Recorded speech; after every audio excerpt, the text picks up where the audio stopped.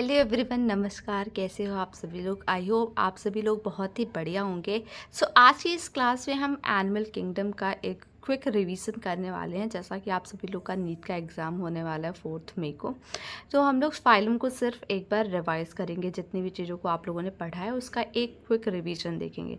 तो सबसे पहले हम स्टार्ट करेंगे फाइलम पॉरीफेरा के साथ। देखते हैं फाइलम पॉरीफेरा में क्या क्या चीज़ें हैं और कहाँ से क्वेश्चंस बनते हैं। तो एनसीईआरटी को अगर आप फॉलो करोगे, इसके अलावा बाहर से कुछ भी नहीं आने वाला है।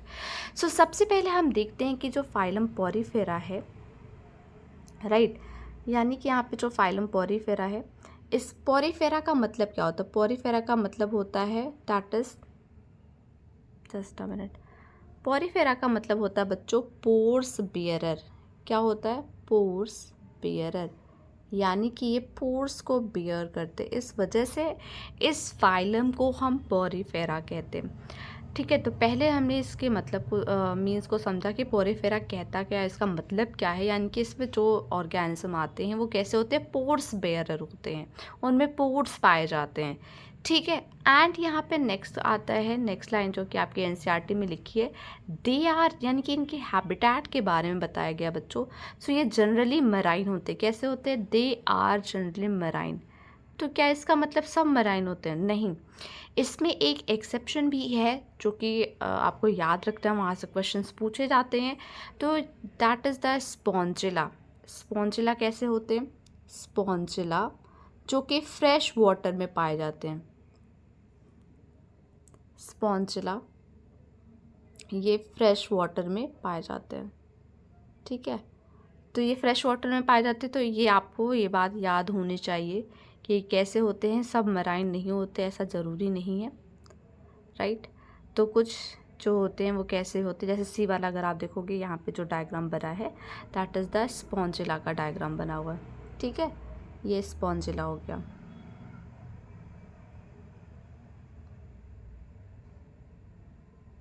This is the Spongilla. ठीक है, तो यहाँ पे हमने स्पॉन्जिला के बारे में समझा जो कि क्या है, फ्रेश वाटर में पाए जाते हैं। अब यहाँ पे नेक्स्ट लाइन बताई जाती है कि ये कैसे होते हैं। दीज आर कैसे होते हैं? These are generally marine and mostly asymmetrical animals, यानी कि इसको हम किसी भी प्लेन से अगर कट करते हैं तो ये डिवाइड नहीं होता है। मतलब ये इसकी सिमेट्री कोई नहीं है, ये एसिमेट्रिकल पाए जाते हैं, एसिमेट्रिकल होते हैं। And these are primitive multicellular animals. Primitive multicellular animals हैं और इसमें सेलुलर लेवल ऑफ ऑर्गेनाइजेशन पाया जाता है। यानी कि सेल का जो एग्रीगेट्स होते हैं, ऐसा ऑर्गेनाइजेशन इसमें देखने को मिलता है। पर इसमें कोई टिश्यू नहीं पाया जाता है, नो टिश्यू। कोई भी टिश्यू इसमें आपको टिश्यू बनता हुआ नहीं दिखता है। तो इसमें कैसा ऑर्गेनाइजेशन होता है? सेलुलर लेवल ऑफ ऑर्गेनाइजेशंस पाए जाते हैं। तो ये टिश्यू कब बनना स्टार्ट होता है? तो ये टिश्यू जब इसके बाद पॉरीफेरा के बाद हम दूसरा फाइलम पढ़ते हैं दैट इज सिलेंट्रेटा, वहाँ से टिश्यू लेवल ऑफ ऑर्गेनाइजेशन दिखता है, टिश्यू लेवल ऑफ ऑर्गेनाइजेशन उसमें पाया जाता है। अब जो स्पॉन्स होते हैं, spawns have a water transport और कैनाल सिस्टम। यानी कि जो स्पॉन्ज होती है, स्पॉन्ज की लाइफ लाइन कैसी होती है, इसमें कैनाल सिस्टम प्रेजेंट होता है, कैनाल सिस्टम पाया जाता है। कैनाल सिस्टम का मतलब क्या है? तो कैनाल सिस्टम का मतलब अगर हम देखें तो कैनाल सिस्टम में क्या क्या चीज़ें होती है, क्या प्रोसेस होता है। वाटर इसमें एंटर करता है ऑस्टिया के थ्रू। यानी कि अगर हम किसी स्पॉन्ज का डायग्राम देखते हैं तो इसमें जो ऑस्टिया होती है, ऑस्टिया के थ्रू क्या एंटर करता है? वाटर एंटर करता है, वाटर इसमें एंटर करेगा। ठीक है, और जो ये कैनाल सिस्टम अगर की हेल्प से ये चीज़ें हो पाती हैं, इनमें वाटर है, वाटर एंटर कर रहा है ऑस्टिया के थ्रू। यहाँ पे क्वाइनोसाइट्स पाए जाते हैं जो कि वाटर करंट को यानी कि ले जाते हैं और यहाँ से ऊपर की तरफ ये एग्जिट करता है, जिसको ऑस्किलम कहते हैं। ठीक है, और यहाँ पे ये जो कैविटी पाई जाएगी उसको हम क्या कहेंगे? स्पॉन्जोसील कैविटी कहते हैं। उस कैविटी का नाम है स्पॉन्जोसील कैविटी। तो ऑस्टिया के थ्रू वाटर एंटर करता है, जो माइन्यूट पोर है उसको हम ऑस्टिया कहते हैं, वो बॉडी वॉल के अंदर एंटर करेगा। और जो सेंट्रल में कैविटी पाई जाती है उसको हम स्पॉन्जोसील कैविटी कहते हैं। एंड फिर ये क्या होगा, ये जो वाटर है ये रिमूव हो जाता है, मतलब ऊपर की तरफ चला जाता है, जिसको हम ऑस्किलम कहते हैं। अब यहाँ पे क्वेश्चन ये आता है कि वे वाटर ऑस्किलम के थ्रू एंटर क्यों नहीं करता, क्योंकि यहाँ पे जो क्वेनोसाइट्स पाए जाते हैं ये बेसिकली क्या करते हैं, वाटर को ऊपर की तरफ ढकेलते हैं, जिसके कारण ये ऑस्किलम के थ्रू वाटर रिलीज होता है। ठीक है, एंड यहाँ पे नेक्स्ट आता है that is this pathway of water transport is helpful in food gathering, respiratory exchange, food gathering में हेल्प करता है, exchange and removal of waste में हेल्प करता है। तो इन सब जगहों पे हमें इनका रोल देखने को मिलता है कैनाल सिस्टम का। और यहाँ पे सबसे इम्पॉर्टेंट क्या है बच्चों, क्वेनोसाइट्स। क्वेनोसाइट्स क्या होती हैं, क्वेनोसाइट्स इसमें कॉलर सेल्स पाई जाती हैं, जो कि हेल्प करती हैं किसमें, जो कि हेल्प करती हैं बेसिकली अभी हमने देखा था, यानी कि जो वाटर को ले आने में, ऊपर की तरफ ले जाने में हेल्प करती है। तो क्वेनोसाइट्स क्या होती हैं, कॉलर सेल्स जिनको कहते हैं, और ये स्पॉन्ज सेल को क्या करते हैं, लाइन करने का काम करते हैं। तो कुछ इस तरीके से आपको देखने को मिलता है क्वेनोसाइट्स, आप इस तरीके से देख सकते हैं, दिस इज द क्वेनोसाइट्स। ठीक है, तो ये जो क्वेनोसाइट है ये क्या करता क्या है, यानी कि जो बीटिंग होती है, फ्लैजेला जब बीट करता है, so beating of the flagella of choanocyte maintains the water current, it maintains the water current को मेंटेन करने का काम किसका होता है, दैट इज द क्वेनोसाइट का। ठीक है, अब यहाँ पे अगर हम लोग बच्चों आगे देखें, that is digestion is intra cellular, यानी कि हर एक सेल के अंदर यहाँ पर डाइजेशन हो रहा है, डाइजेशन इस पर इंट्रा सेलुलर डाइजेशन होता है।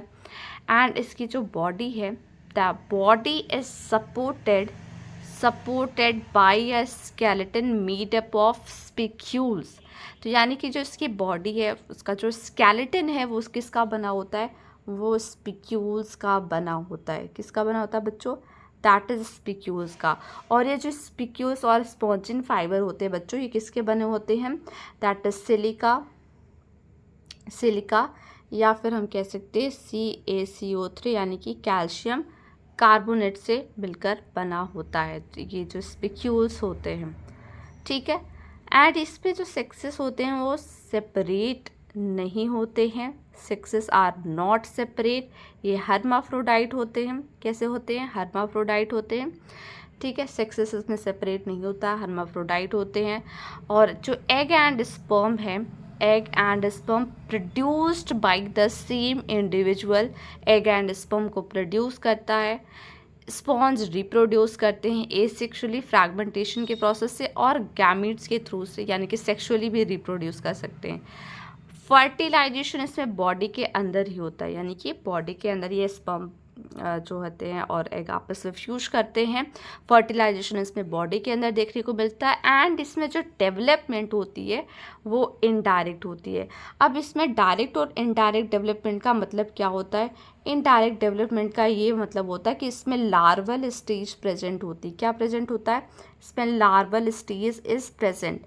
ठीक है, जैसे एम्फीब्लास्टुला, पैरेन्काइमिला, ये कुछ इसमें होते हैं जो लार्वल स्टेजेस पाए जाते हैं। खैर वो आपको याद नहीं रखना है, राइट। तो ये लार्वल स्टेजेस इसमें प्रेजेंट होती है, जिसके कारण इसमें डेवलपमेंट कैसा होता है, इनडायरेक्ट डेवलपमेंट देखने को मिलता है। ठीक है, तो इसमें जो इसकी जो लाइफ लाइन है वो क्या है, इसकी जो लाइफ लाइन है बच्चों, लाइफ लाइन ऑफ द, मैं इधर लिखती हूँ, लाइफ लाइन क्या है इसकी, life line, so life line इसकी होती है that is canal system. Canal system जिसके थ्रू आपने देखा कि क्या क्या काम हो रहा था, यानी कि ये फूड गैदरिंग में हेल्प कर रहा है, रेस्पिरेटरी एक्सचेंज में हेल्प कर रहा है, वेस्ट के रिमूवल में हेल्प कर रहा है। तो ये कैनाल सिस्टम का फंक्शन होता है इन द फाइलम पोरीफेरा।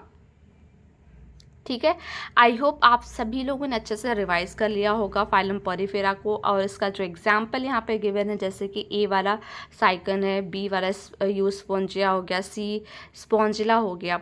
तो आई होप आप सभी लोगों ने इसको प्रॉपरली रिवाइज किया होगा। यहाँ पे आप देख सकते हैं साइकन, स्काइफा एंड स्पॉन्जिला जो कि फ्रेश वाटर स्पॉन्ज है, यूस्पोंजिया बाथ स्पॉन्ज इसका कॉमन नेम है। तो ये चीज़ें आपको प्रॉपरली रिवाइज कर लेनी है। सो यस एवरीवन, मिलते हैं नेक्स्ट क्लास क्लास में, जहाँ पे हम कुछ और भी फाइलम के बारे में, नेक्स्ट फाइलम सिलेंट्रेटा के बारे में डिस्कस करेंगे, उसको रिवाइज करेंगे। सो यस एवरीवन, तब तक के लिए नमस्कार, बाय, थैंक यू एवरीवन।